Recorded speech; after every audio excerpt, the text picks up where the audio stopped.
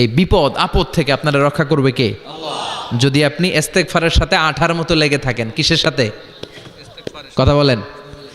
ইস্তেগফারের সাথে লেগে থাকতে পারলে এক নাম্বার হচ্ছে বিপদে পড়লে আপনারে মুক্ত করে দিবে কে? দুই নাম্বার ওমিন কুল্লি হাম্মিন ফারাজা, যে কোনো ধরনের টেনশন হাইপার টেনশন থেকে বাঁচায় দিবে কে? আমাদের তো টেনশন মেনশন নাই না? আছে। লাইফ নিয়ে টেনশন, বাঁচার টেনশন, মরার টেনশন, ক্যারিয়ারের টেনশন, রাস্তাঘাটে যানজট এটার টেনশন, পুলিশের দৌড়ানি, র্যাবের দৌড়ানি, বাড়ির ভাড়া, গ্যাস বিল, বিদ্যুৎ বিল, ছেলে মেয়েদের লেখাপড়া, কত টেনশন। এই সব টেনশন থেকে আপনারে মুক্ত করে দিবে কে? তিন নম্বরে ওয়ারযুকহু মিন হাইসু লা ইয়াহতাসিব, এমন জায়গা থেকে আল্লাহ আপনার রিজিকের ব্যবস্থা করবে আপনি কল্পনাই করতে পারবেন না। সুবহানাল্লাহ পড়েন। চার নম্বরে সবসময় ইস্তেগফার যদি পড়া হয় আল্লাহর কোনো আযাব ওই বান্দার উপরে আসে না। ওমা কানাল্লাহু মুআযযিবাহুম ওয়া হুম ইস্তাগফিরুন,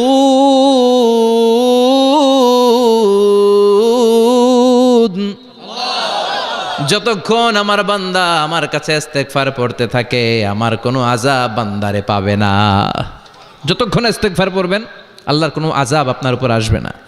চারটা গেল। পাঁচ নাম্বার, বারবার ইস্তেগফার পড়লে রফিক ভাই আল্লাহ আপনারে মুস্তাজাবুদ দাওয়া বানিয়ে দিবে। দোয়া করা মাত্র কবুল করে নিবে কে? মুস্তাজাবুদ দাওয়া বুঝেন তো? মানে যিনি হাত তুলতে দেরি কবুল হতে দেরি হয় না। বারবার বারবার ইস্তেগফার পড়ে দেখেন যে আপনার দোয়া কেমনে কবুল হয়। বিশ্বাস হয়? সবসময় ইস্তেগফার পড়লে আপনার দোয়াগুলোর এইভাবে কবুল করে নিবে কে? এই পাঁচটা জিনিস পাবেন সবসময় যদি ইস্তেগফারের সাথে লেগে থাকেন। রাজি আছেন তো?